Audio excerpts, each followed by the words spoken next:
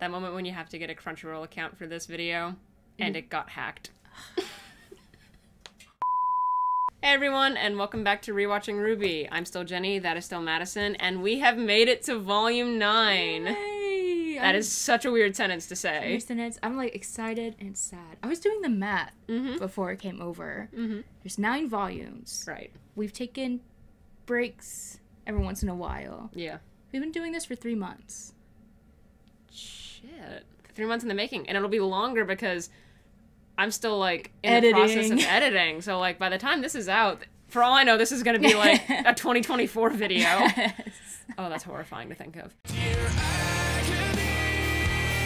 I've had such a great time with it that I have not been able to keep track of that. No. The one time you willingly do math and it blows my mind. I went into this expecting to have a bad time. I was not expecting to revive my childhood, hug my 13-year-old self, and actually fall a little back in love with the show. I'm obsessed with it. I'm excited to read fan fiction now. Fan art. Fan art means something to me. Memes. Memes. The memes! I'll never be at the same level of love that I had for it when I was, like, 13 through 15. But, like, 23-year-old me is, like, coming back to RWBY is, like, coming back to something warm and comforting. And it's, like, it's had its ups, it's had its downs. But it's been such a fun ride. I'm going to be so mad if I finally get back into the show and then they don't get a Volume 10. They better get a Volume 10. If they don't get a Volume 10, I'm going to scream. This is the first volume without Jeff Williams as the music composer. Yes, I haven't heard any of this. I've heard a little bit of it. Also, my headband's about to fall off my head. I don't wear these very often, but I wanted to complete... This is the closest thing I have in my closet to something that's yellow. So I was like, black... yellow, white, red. I did closet cosplay of Weiss. Very casual. But the color scheme is there. It is. You're missing like 7 belts. You're right. You're right. You're missing 7 belts. From what I've seen, I don't know what to expect from this. I know a few things to expect from this volume. But I'm so scared at the same time. I'm so scared of a talking mouse. That is like the one thing that would be like, that's your nightmare fuel. Doubly scared because again, this is Crunchyroll, and we may or may not have to sit through ads. Yeah, that's not going to be fun. That'll be fun. I'm almost sad, because I'm like, well, A, I'm scared that it's going to get canceled. But B, like, I know we still have RWBY to watch, and maybe even watch the Queendom thing. There's the Justice League movie waiting for us. True. But, like, it just feels like... Like, this is the end of RWBY. Like, everything else is, like, supplemental. The additionals. Yeah. It might be the end of this format. Yeah. Because I don't know how much analysis RWBY Chibi demands. Yes. Queendom might get it if we have a lot to say on it, because I don't really even know what Ice Queendom is. I think the Justice League movie would be funny. Oh, hilarious. Yeah, I guess we'll get to it. Let's get into it.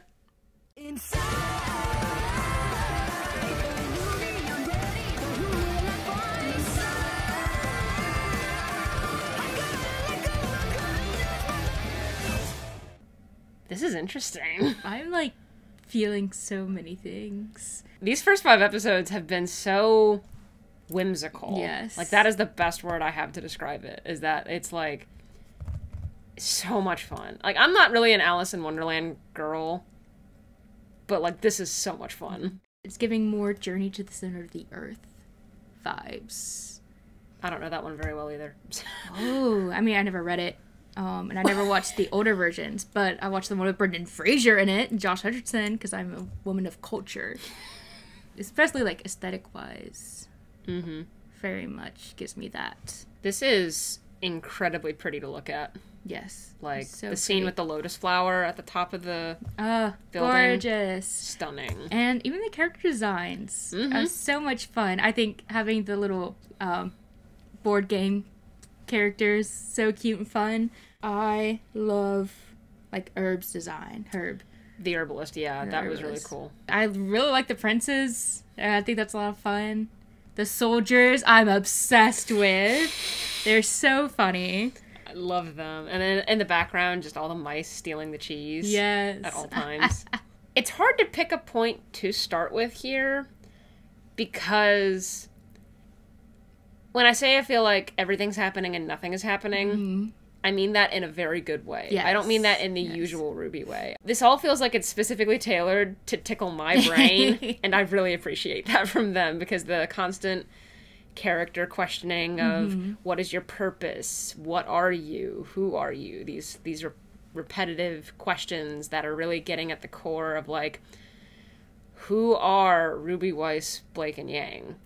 Especially who are they now? Especially who they are because now. this is a direct reflection of their trip with Oobleck. Yes. And parallel, I guess, because now it's flipped. It's exactly flipped, because Ruby didn't know how to answer the herbalist's questions. Weiss, Blake, and Yang had immediate answers to identity. And I love the things that are offered to them that they're like, they reject. Because Yang is offered to be whole again, Blake is offered a simpler life, and Weiss is offered freedom. And they're all like, no, we grew. There's such a self-assuredness there. It's beautiful. And Ruby gets hit with all the hard questions and is like, she is saved from having to answer those questions by the cat. Love this cat. I like how flat he is. You know, it's like very storybook look, but also his vibrancy. I have a cat, and I'm not a cat person. This cat is cool. I like this cat. I loved the shot where you don't see young Ruby, like, talking to her, where you just see Ruby, like, putting, like, on the ground crying. For the other girls, like, there's never a shot where you don't see that. But this is what's going through Ruby's mind all the time right now. Whereas the other girls, like, maybe every once in a while it's something, but they're so confident in who they are now. Identity is always shifting, and you don't have to have the answers at all times. But, like, the fact that this is, like, the core thing for Ruby, and it keeps getting brought up to her with almost every other question. Like, are you a good huntress? She's like, I don't know. And what's really cool is that with Weiss, Blake, and Yang, the camera spins around them, which is almost like a complete identity. For Ruby, it's shot, reverse shot. And younger Ruby always has the higher ground. She is standing over current Ruby. Current Ruby is so helpless. Poor Ruby. Poor Ruby. The minute she passed out from hearing Penny's death. Oh. That was brutal. And even more brutal was her immediately recognizing a piece of Penny's soul with the little green doll at Jinxie's market.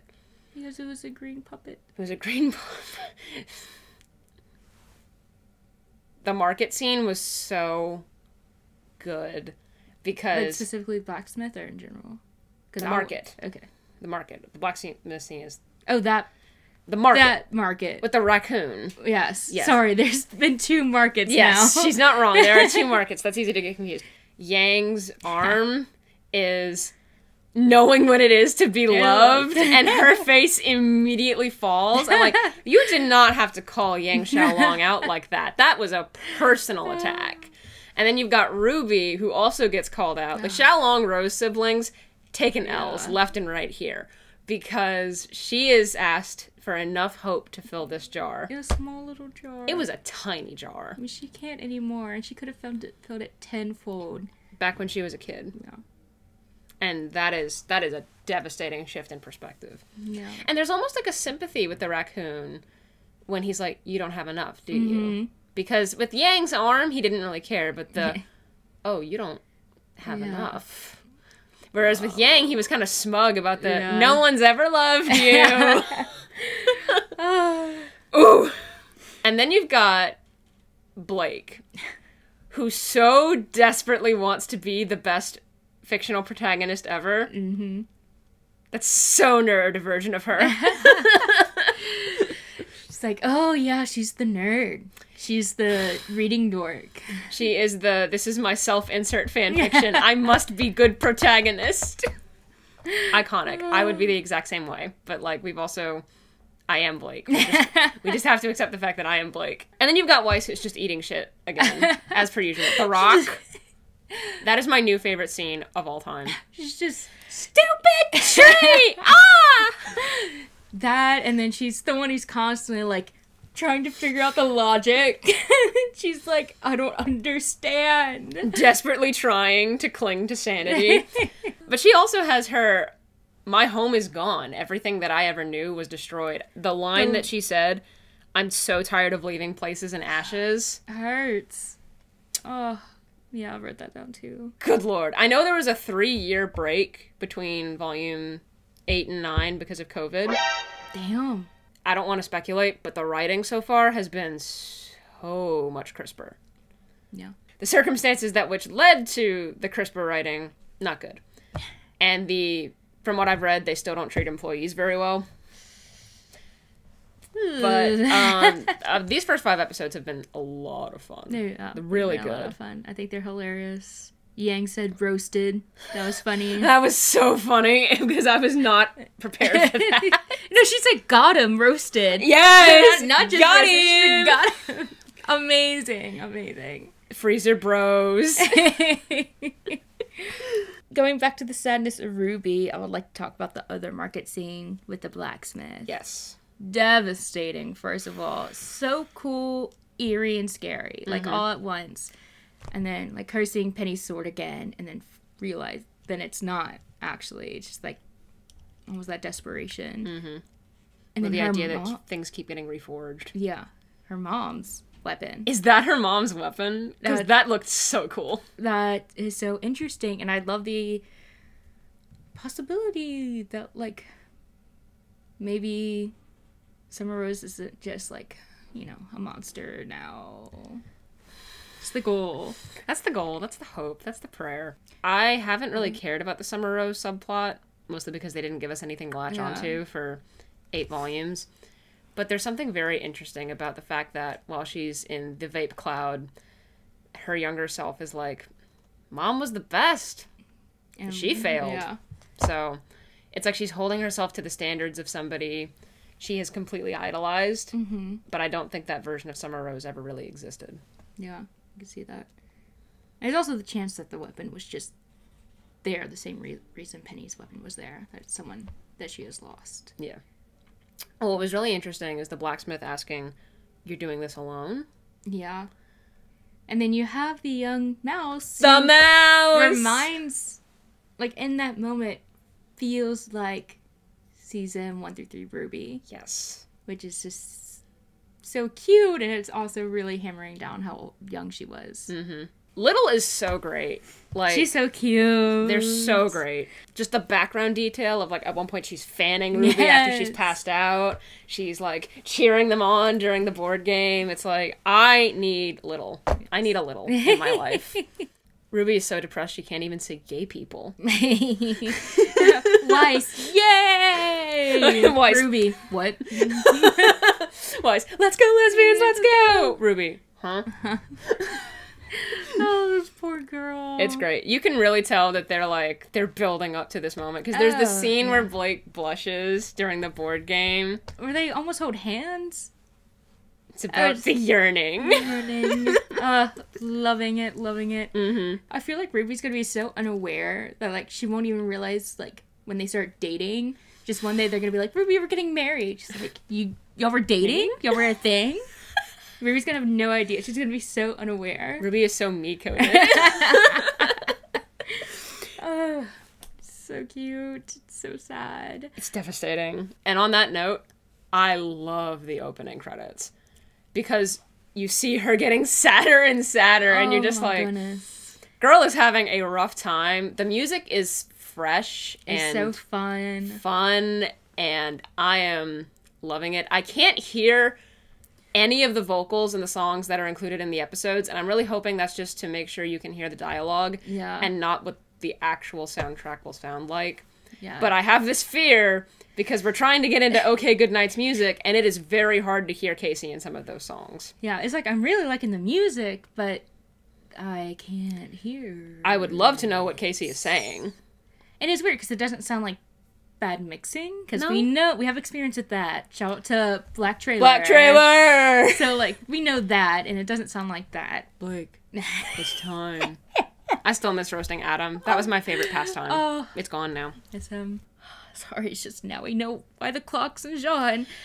And yeah, Jean is old now. Yeah, Jean. I'm so stressed out. This whole time I've been like, where is Jean? Like, I'm so scared about Jean. I forgot that Jean fell. Yeah. The elk being named Juniper. Shut the front door. So cute. Shut the front door. And he's like, Team RWBY, you finally made it. Ugh. Flashback to when Weiss said, "The rested knight is handsome." Just...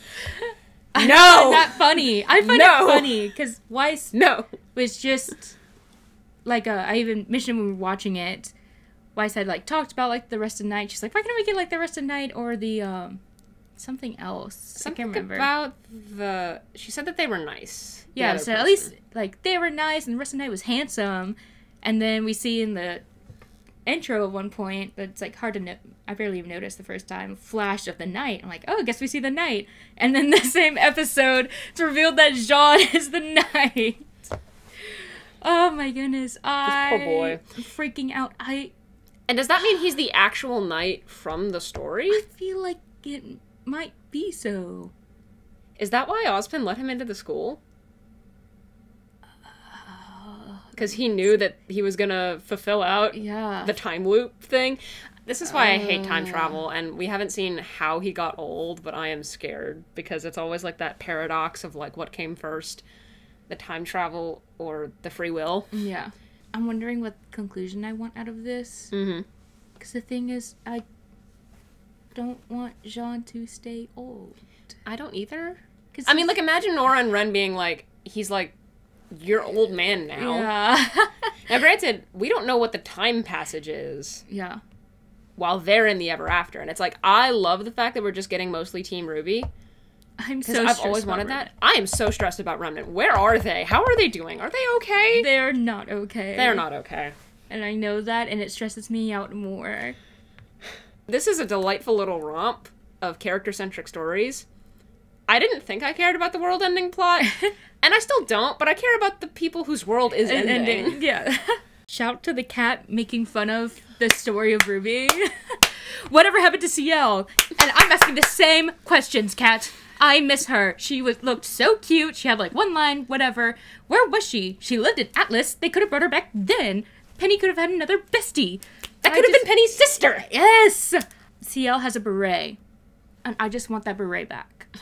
You know, I want the fits back. I like the energy. And he's like, that seems like a lot of characters to keep up with. Yeah, or like whose bright idea was it to make a reincarnating man merge souls every time? I love that. It's like, there's a fine line with meta humor. Mm-hmm. That was the perfect amount of meta humor. Because it's like, you have to think about the fact that he has asked them so many questions. You could give the most in-depth recap of RWBY and still not mention CL. Yeah. That cat must have asked thousands of questions for them to be like, so there was this CL girl. Yeah, yeah. And I think having him be the one to make those meta humor jokes is because the he's best curious. way to do it. He's the Cheshire Cat. Yes. Any story that's like inspired off of Alice or any adaptation of Alice, the cat has the same energy. And props off. Like, I've never seen the cat not have the same energy, no matter the adaptation or anything. And it's like, the cat's like sometimes God, you know? Like, he just kind of knows everything, but he's like also curious about everything, but like he will never die. No, but the fact that you said that the cat is God made me think about the Amphibia finale. I'm like, I can't think about that right now. The cat is always chasing butterflies. Mm-hmm. And I remember when we saw the butterflies in Volume 6, whenever Maria was teaching RWBY about her eyes. Ah. And it's like, the blacksmith was forging a butterfly wing. Yeah. So it's like a metaphor for metamorphosis and change. And I'm like, that's a really cool detail. Yes. Here's a piece of my heart. Yeah, that he's done twice now. That is and it's been to both creepy. Of like the enemies they've had. Mm-hmm. You know, the cat kind of explains this, like, they're not like, it's weird because they're not really enemies. Because they're not like Neo taking over the Jabberwocker, but they're enemies in the moment. And he's like, here's a piece of my heart, calm down. It's just so interesting. What does this mean? What is this? I don't know. I am curious. Yeah, I am the cat. Neo's semblance evolved. It's cool. I like seeing that again. Mm-hmm. And I'm just so excited to see like everyone's semblance evolve at some point. It's been a lot of fun. I don't think we've seen Yang or Blake's semblances evolve because ever since Blake started incorporating dust, she hasn't really needed to evolve. There was a whole period of time for volumes 4 and 5 where they could not animate her hair catching on fire. Really? They had such struggles with that. So when she got to do it, I remember that fandom moment of, they figured it out!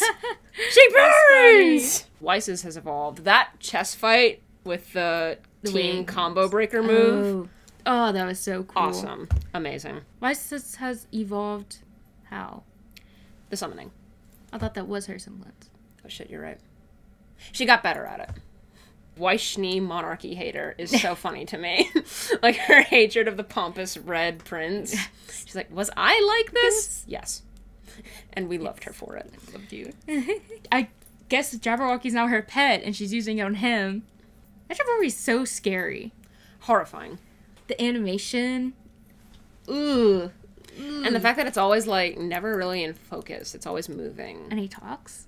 And what he says is always, like whenever they were ganging up on him in the first episode, it was retreat, retreat, retreat. Oh, he's so weird. It's so terrifying. And the fact that that is one of the only ways an Ever After and can die is getting eaten by it. Oh, yeah.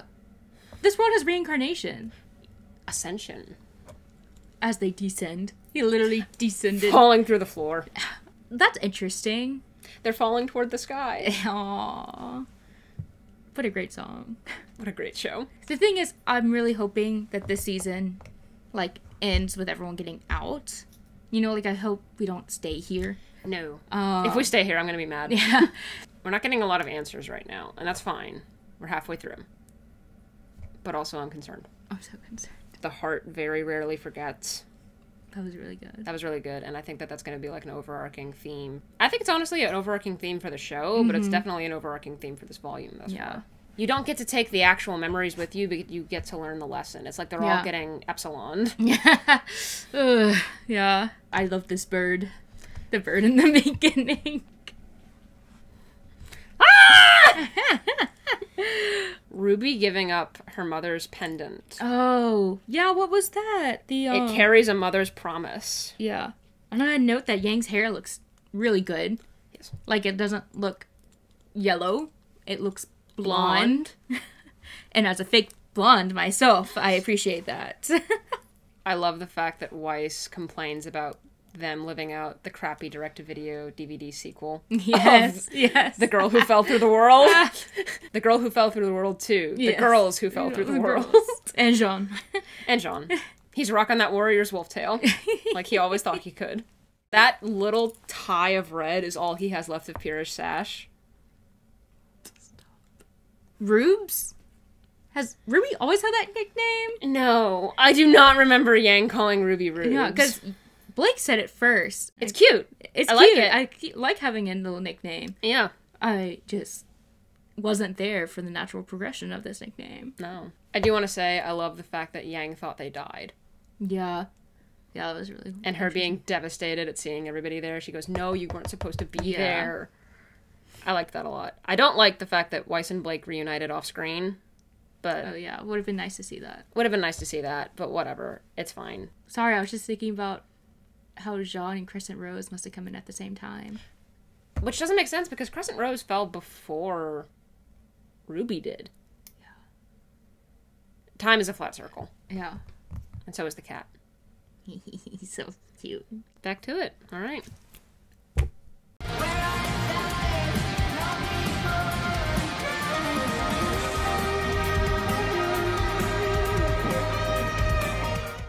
That was an emotional roller coaster.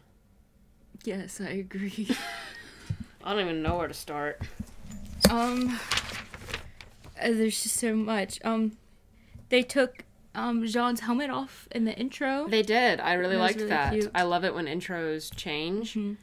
I wish they had done that after the Mad Tea Party and you'd seen all the silhouettes. That would have been cool. That would have been really cool. It's like a nitpick. What was really cool, though, is that in the intro, I did notice in the first 5 episodes that there was those 2 blue lines falling in the background, and I just assumed that was Neo and Jean because they fell separately. I was wrong. It was Alex and Lewis. It was also very JoJo-esque from like the part 3 intro where you see Iggy falling separately from the other Stardust Crusaders. The anime homework coming in clutch. Lewis and Alex. Alex had a brother. who Lewis is Carroll. is very obviously Lewis Carroll. It's so cute. I love that. It's refreshing to see them have such like intense nods to fairy tales like they used to. Yes. That being said, it was still sad. Devastating. That the fact that the girl who fell through the world is the story as Lewis wished it had been. Yeah. That it was his wish fulfillment. That she was able to come home. It's so sad. This volume was just depression, the volume. Yeah. Good lord. Once we reunite with Jean, it's all downhill from there yes. emotionally, because it's like a really sweet reunion. And then you remember that he's old now, and he is exceptionally depressed. You know what'll lighten the mood? Okay. The Bumblebee confession scene. I was gonna say. That was the cutest thing ever! How do we take the next step? That was so cute. It's adorable. It's a little cringe, and that makes me love it even more, because, like, I imagine something like that being very cringe. Yeah. It's hard to not. It's hard not to, and I'm like... Oh, it's so cute. It was beautiful. It felt earned. I was so excited. It was beautifully animated. Yes. When all the flowers beautifully blew. animated. When the... I think we're already falling. Yes. Oh my god, that was just so wonderful. I was so caught up in the euphoria of Canon Bumblebee that I almost forgot we live in a world where Weiss thinks Jean is sexy now. 7th grade me is screaming with joy. Current me is like, alright. I could ship it. What's really cool, though, is that I didn't ship Bumblebee when I watched the show the first time. Yeah. Like, I didn't see it, and I didn't care. I'm also not that much of a shipper in general. I'm like... I am. I'm the shipper. You absolutely are the shipper. I'm like, what's the theme? What's the deeper implications? And she's like... Who wants to kiss? And the fact that it happened in a punderstorm... Amazing. Hilarious. Amazing. Take a bow, Ruby. That was perfect. God's strongest soldier is Aaron Zek. God bless her for being able to, like, not talk about that for 10 years. That being said, Ruby in her homophobic era. We're all so happy for you! And let me tell you, I was devastating. Oh, yes. But also so happy to see her go off. Like, she needed it. I don't love that for her, but I loved every minute of her just unloading. And sometimes there is no pretty way to unburden yourself or to articulate it, and it is a breaking point. And to an extent, I like that she didn't have to apologize to them. That she didn't have to justify the outburst, where it's like, you're gonna have the quote-unquote incorrect response sometimes, but that's okay, because she had been put through so much, and there was so much pressure on her that she did just snap. And sometimes that happens. You're gonna snap. You can't have the proper responses to everything all the time. And I was just, like, clapping. Yeah. I was crying and clapping all at once, because I was just like, she was like, gotta help Jean, right? Gotta come up with some plan. Why do I have to be the leader? And I'm like, that is a great question. All great questions. Yeah, I was gonna say, like, she snapped, but also it's all reasonable. Yes. Because it's like even with, like, being sarcastic about them getting together, it is hard to celebrate a romantic relationship when you're going through war, and that's all you've known. I have been the little sister in that situation, where it's like, you're happy that your sibling is happy, but also, at the same time, I was miserable. Yeah. And it's like, how do you gauge your misery in comparison to other people's joy? Yeah. And that's not what you should be doing, but it's like, I have been the little sister. And I think that's kind of what it is, because let's be real. Yang was the closest thing Ruby had to a mom after the loss of Summer. And it's like, I'm not calling her mom. But yeah, I've been that little sister where it's just like, you're happy. It's, you know, they found the person for them, but you're also just, like, drowning in your own misery. And what did she say that had me, like, about to sob? The heaviness and not being enough. All that she can think about, and that's all that weighs on her all the time. Yeah. I love that. None of them picked up on it until she refused to touch Crescent Rose. Because Jean was so mean to her. Yeah. Which he was mean to her during the breakdown too, I might add.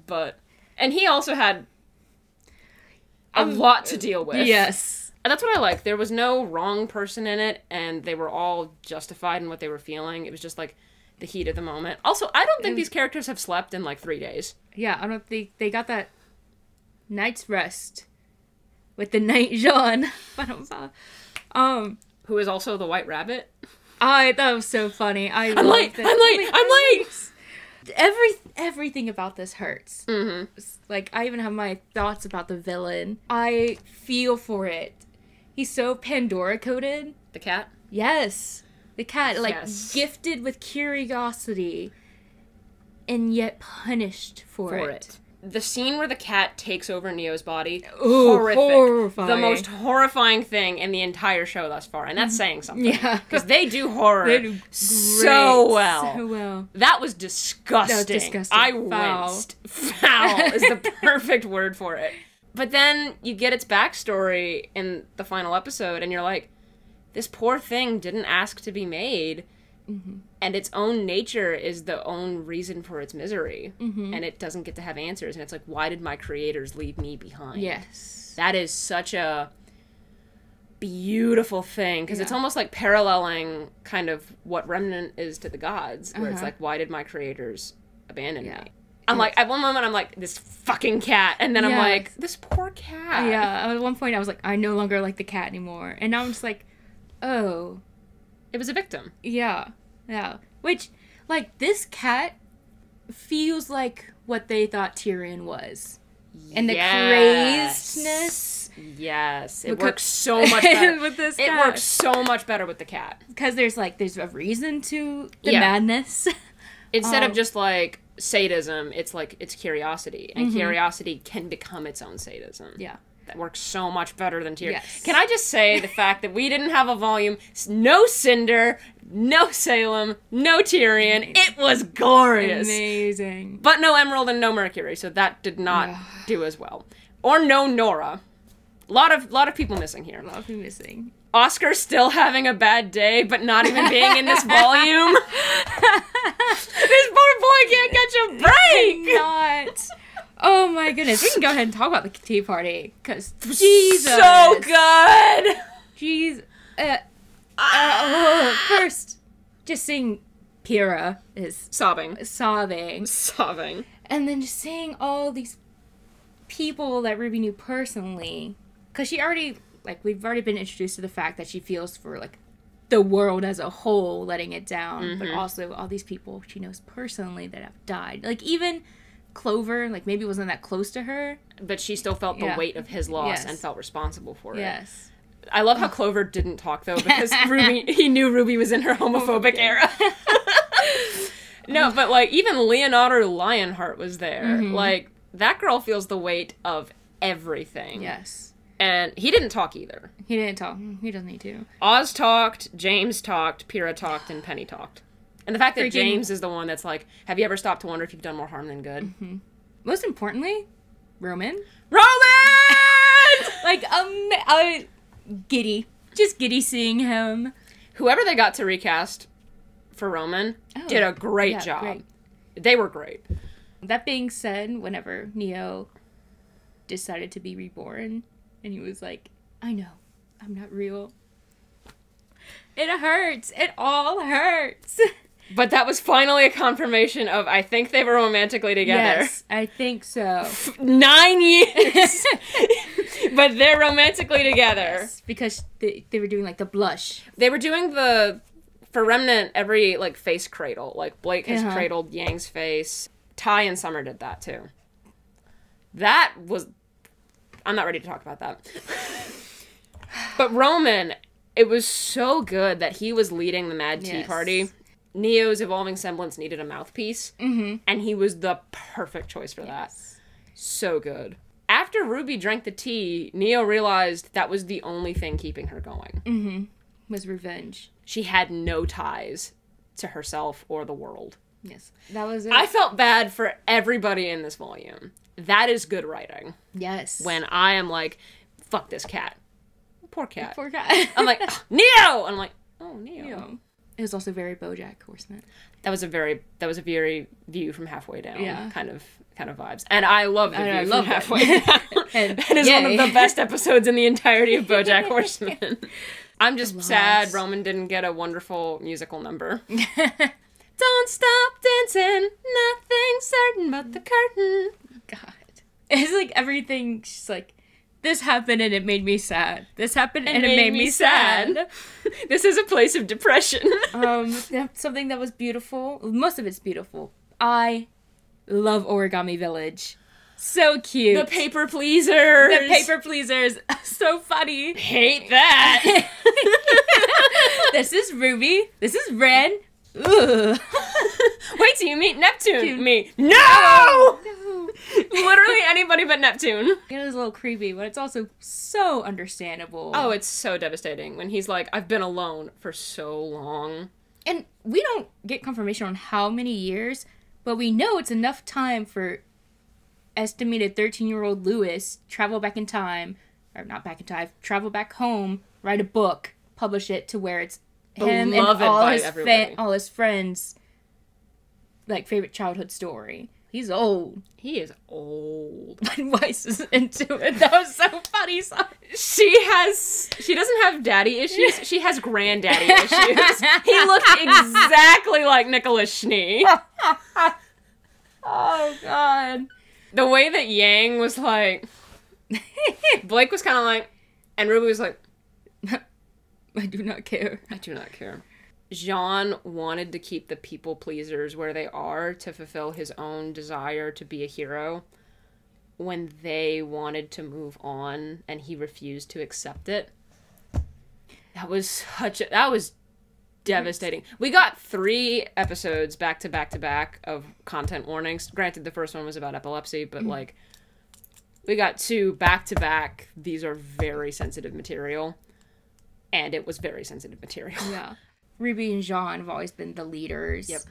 And so, pretty much same thing Ruby was feeling. It's just been isolated. It's manifesting in a different way. Different way. But also, if they moved on and did come back, they wouldn't know him. And he would have been alone again. With only Juniper. Which, Juniper MVP! Is maybe not enough. No. I love how Jean's perspective on everything has been, it's always about you, Ruby. When the irony is, as an audience member, it feels like it's never about Ruby. Yeah. That was a kind of fun play on expectations of like the way they view Ruby versus the way that we, the audience, came to view Ruby. Yeah. And how it flips back on Ruby herself of just being like, her not feeling enough because it like... Yeah. You know, in some ways... For us, she wasn't enough. Yeah. For a while. Yeah, we put that onus on her, and it's like, it's almost like some of the pressure she's feeling is from us as viewers, and it's like, learning to accept that she is enough. It was such a beautiful... Everybody had a beautiful arc, this volume. Stunning when she's talking to the blacksmith. Yes. Love the blacksmith, by the way. What a fun character. What a great character. I mean, like... Isn't it so comforting to imagine that, like, at the center of the universe is somebody who is kind and will help you work through that to get back to what you need to be? Yes. And doesn't judge you for any of it. Yeah. What a beautiful idea. Ruby had idolized Summer in her head. Yeah. And she saw that her mother had lied to her. But that didn't invalidate who Summer was. She was a flawed person. Yeah. And that's okay. Summer saying, I love you as you are, as what helped Ruby be like, I can be who I am. And that's enough. Now, my real question is, what the hell was she doing with Raven? Yeah. Like, of all of the Stark teammates to go with her on this final mission, I did not have my money on Raven Bronwyn. And Raven, don't pretend like you actually care. Don't do that. I feel like there's more to the story now. Yeah. She says, you're better at that life than I was. And I'm like, girl, how long did you try? Because, like, I always thought that Summer was kind of the rebound. I'm headcanon now that it was Summer, Raven, Ty, Polycule, and Raven dipped. Yeah, I can see it. I can see that. And I can see Crow being like, No. I'm gonna go on a mission, guys. I'm gonna go on a mission now. I'm gonna go to a bar. And watch the love of my life die! But no, the scene with Summer and Ty, like you say, Bernie Burns' voice always makes us cry. Yes. But just him being like, I know you'll come back. It's like the reverse Red versus Blue scene of, if you've seen Red versus Blue, the recording of Allison saying goodbye to Leonard. Mm-hmm. Like, Leonard, come on, you're gonna make me late. You'll see me again. Ty was the one that's gonna be like, I'll see you again. And then he never saw her again! It had probably been at least 5 years since Raven Bronwyn had appeared on screen. Oh, God. For us, it's been like 5 weeks. It's been 5 years since Raven Bronwyn has been on this television screen. Oh, wow. It was probably crazy to watch. Time. When we do get a volume 10. When? I ask. I really don't think I could watch it episode to episode. I think I'll have to wait. I think, me too. This would have been another terrible volume to watch week to week. Yes. Like, Ruby falling through the ground, I would have been feral watching that live. Mm-hmm. Like, you mean I have to wait a week? No. No. It works so much better as a collection of movies because, A, you don't have to wait, and B, in the gap, you're less angry about things that don't add up. Yeah. It's such an interesting experience as a viewer and a consumer of media. Mm-hmm. Gosh, John is so sad. He's so depressed. That, like, scene of him, like, yeah, he did stuff, but there's still that scene of him where he just sits on the beach waiting. Even though he did do stuff, that's essentially what he was doing. Waiting. And that's so heartbreaking. Like, the rust is just the wear of time on him. Oh. Miles Luna did a great job of voicing up his age. And the fact that he cringes at the sound of his own voice. Amazing. Hilarious. Beautiful. Glorious. When Neo ascends, her umbrella is made out of the leaves. Yes, that was really cute. Pretty. And during the thunderstorm, they, like, all see the things they lost. Jean seeing his younger self. I mean, he doesn't even look at it, which, you know, kind of shows us that he's dealt with it enough. Like, he's experienced it before. But the fact that it's this younger self that's shown hurts. Like, I already wanted Jean to be young again, but it makes me want him to be young again for him. I'm so glad they de-aged him. Yes. But I do like the fact that he has a few white streaks. It's like that he takes that lesson with him. Mm-hmm. And it's cool character design change. Yes, the banana hair. I did not realize how much I missed the banana hair until the banana hair came back. All hail the banana hair. There's a few storybook art moments, so, you know, always appreciate that. The genial gems. That was beautiful. I don't want to sound redundant. This was such a fascinating volume to sit down and watch. I think in a world so overrun with current cynicism, the simplicity of being told, you are enough, you will know when you need to grow, and you will grow into something beautiful, that is just such a wonderful thing to hear. Yes. You aren't going to grow if you don't take this second to look at who you are now. Which is great. Great advice. And it's something that has to be done. Mm-hmm. And I like that Ruby does that. She does look at herself. She looks at people that she cares about. She looks at her mom. Mm-hmm. She does, you know, discover herself and realize she is enough at this point. I love that when they see all the things that they've lost. Weiss looks directly at Atlas falling. She sees that. She knows that's what she's lost. Mm-hmm. Jean sees Penny. He doesn't really see the younger self. Mm-hmm. Ruby doesn't even notice that Summer was in a reflection. Yeah. And the fact that she confronts that as, like, the loss. I am so excited to hear the full version of Red Like Roses Part 3. Yes. I can't believe it's 2023 and I am getting Red Like Roses Part 3. The prophecy has been fulfilled. We're also getting Bumblebee Part 2, so. Woo! Oh, God. Jeff Williams really jumped the gun when he released Bumblebee Part 1 for Volume 4. Jeff got a little excited there. Oh, wow. You're about 6 years too early, bud. Peak ally behavior. The gods are ever afterins. Yeah. That's a very interesting twist. But it's like, it's funny how, like, you never really think about what's the origin story of, like, godlike beings. I think that's because sometimes the hope is that there isn't. Yeah. That's the end of it. But no, because if you keep on thinking about it and you think about it, who planted the tree? Well, it seems to me more like the tree planted itself and it manifested them to take care of it. And then when it realized that they had grown greater than... It's like the tree did what the gods didn't do, which was acknowledge that its creation was its own thing that needed to go and live on its own terms. Yeah. The tree let the brothers leave. The brothers eradicated their creation from the planet and dipped. And they left their creations behind, too. Yep.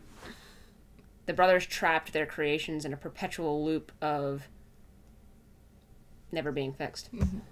With both Remnant and what's left in the Ever After. I'm so sad that was how the cat met its demise.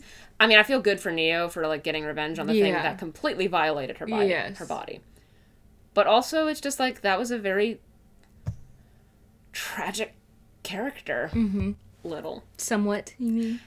Both. Because Little, even after Ruby said, leave me alone, Little went after her. And it's like, that's what Ruby would have done. Yeah. And the fact that she's like, get up, dies, and is brought back as somewhat... The cape. The cape. And the scarf being red is so cute. The hug. I'm like, I'm gonna miss them. Somewhat and Juniper are besties. I love that. It's just so perfect. They'll be looking out for each other. One small kindness in one small moment can lead to such a marvelous transformation. Yes. It's like, we don't know the impact we leave on people. We can only hope and continue to plant good seeds. Yeah. That's the point of creation. Or even just like a reminder that your impacts are not always negative. Because it's very easy, I think, to find the negative impacts on people, especially for Ruby. Absolutely. And it's like, no, you have good impacts as well. I don't know if we need to say it bluntly about what Ruby did, essentially. But it was very heartbreaking to see that. She gave up? Yes. It's not great, but it's interesting to see, I guess, is the wording. That just seeing her friends would have been enough in the past. It's not enough anymore. Because they all are right there in front of her, like, before she takes the sip. I don't think she knew they were the real versions. Yeah. Because Neo had been messing with her head for the past half hour or so. Yeah, true. The illusions became her friends, and Crow was included in that. But I don't know if she knew it was them, but even still, just, like, looking up at them, probably feeling the height of her failure, and then succumbing. Yeah. Brutal. And they probably had no idea what was happening. Yeah. And so they couldn't stop it. You can't do anything but look as the train barrels ahead. The shot of Yang's eyes, seeing it happen, brutal. And you've got Blake, like, just trying to comfort her the whole time. But what was really beautiful is that when they make it to the tree and Yang starts crying at the idea that Ruby might not be herself, and, like, Yang is starting to cry about it, and Blake's just, like, comforting her, and Yang accepts the comfort. Because it's almost always the other way around, of Yang having to lighten the mood, having to be the emotional support for everybody else, and then that she just accepts it, and it's just, like, the subtle ways of, like, after the confessions they made in Cumulonimbus Clouds, which was, you know, completely irrelevant, but, like, watching it through Crunchyroll, I forgot episode titles were a thing. Like how you can kind of see Jean being brought back to reality a little, and his, I think it was him, it's either him or Weiss, pretty much saying we'll have to accept whatever Ruby becomes. Like, that's her choice. I want to say it was Weiss. Weiss was the most understanding of the four when it happened, which is the crumbs of that friendship I said I wanted last video. Romantic or not, partners are probably one of the most important people in the life, because, like, they are what keep you alive. They're your tether. Yeah. And the idea that it's like Weiss automatically is not like, we put all this pressure on her, and she probably felt like she couldn't talk to us. Yeah. And that's not her saying that we're to blame for it, but the idea that it's like, it's so hard when you're dealing with your own stuff to see other people's pain. And that's just the human condition. We try as best we can, And again, it comes back to, like, Jean being like, you should help your friends while it happens. And it's like, she's having a mental breakdown in front of you. For a second, he truly thought RWBY didn't care about the people people pleasers, as, like, didn't care about them at all, and that's what was happening. And instead of her having, like, she was having intense PTSD during that fight. Like, seeing Cinder and Salem and watching Penny die. Yeah. Ruby's, where's your weapon? And she's like, still waking up. Like, come on! And it's like, she is not doing well. Yeah. Sometimes it's hard to see the sign. It is very hard. I gave so many signs. How would you measure enough during that conversation? Just love the blacksmith. So great. And then if I choose me, then maybe that girl is enough. Like, if that's who you choose, then that's it. And that's okay. And that's good. This feels so adult. It's mature, and it finally feels like the characters are aging, even though they've been aging this whole time. We've always seen, like, bits and pieces of them aging. This is like RWBY, assuming, is now actually 17. We don't really know. Jean's, 100. Like, these characters are finally actually aging, and the goofiness that they have is, like, how adults have goofiness, It's so I remember to bring home my leftovers. I had to write food on my hand. I think this is the first volume that felt thematically cohesive from start to finish. You have snippets of incredible theming, like the Brunswick Farm arc, where they're like, you can't give up. You have the Fall of Beacon, where it's like, in the face of overwhelming odds, what do you choose? But, like, this from start to finish was about basically the power of self-love and being enough, and I really liked that. Last volume was so chaotic. 7 and 8, really. Character work had to go on the back burner. Theming was kind of on the back burner, and it was mostly like a go to place to do the thing, to save the people, to save the thing, to do the thing, to get the relic, to get the place, to go to Bakuo. And this was, who are you? Yeah. What are you? It'll be all right, Huntress. Very cute. Very cute. Summer Rose's rose bun? So cute! I loved her design. I loved her design so much. I really hope she's not, like, a horrible hound. Yeah. I also don't know if I want her to be alive, but I really don't want her to be a hound. Yeah. I haven't quite figured out what I want. Me neither. I feel like her being alive typically would mean a happy ending. Happy ending for this is just ending a war. Just ending the constant threat of death. I don't know what the ending even is at this point. I don't know. I have a feeling what they're working Jean and towards. You're working towards stopping Salem, but, like, what does that really mean? And I think that's been the problem I've had with the whole plot of RWBY. Is like, yeah, stop Salem, but what does that really mean on a deeper level? Like, does that mean stopping Salem, no more Grimm, no more existential threat? Does that mean stop Salem, peace, love, happiness, rejecting your gods and your makers? Does it mean getting her to see the error of her ways? I don't know what it means. Whereas, like, with this one, it's like, figure yourself out. And that's easier to grasp than like an existential threat that just can't die. Yeah. I don't know. It's interesting. I'm sure they have, like, a plan. Don't know what it is. Hopefully we get to see it. And how many volumes do they have planned for? 10? 11? 12? Yeah. I don't know if we're getting 12. The thing is, like, I can't see the end being within the next 2 volumes. There's too much to do. There's so much. And so I'm hoping for 9 more. I don't know about that. Bring back CL. That's all anybody wants is CL. The fact that the cat fixated on CL being left behind by the narrative because he was left behind by the narrative. This poor little cat. I've never felt so bad for a cat. It's morbid to think and say. But I feel like there was no other ending for the cat. That's what I hope winds up happening with the greater arc of the show, is that however it ends, I don't have to worry about there being another way for it to end, if that makes sense. Mm-hmm. Like, you know, the cat's arc could have only ended in one way, and I'm not saying that the writing needs to be that narrow, but I would like it for it to be conclusive, and I'm like, yes, this makes sense. Mm-hmm. I'm okay with this ending. Like, I feel bad for the cat, but the cat's demise was, like, very fitting. Mm-hmm. I have no idea how to rank this. I keep shifting it around. I thought I had it, and then I was like, well, actually, and then maybe, and then no. But let me look at it. And it's so different than everything else. I think that's part of the problem. It's a very great season of a show that I don't know how to call RWBY. I would not call it filler. I've seen people call it filler. It is not filler. This was necessary.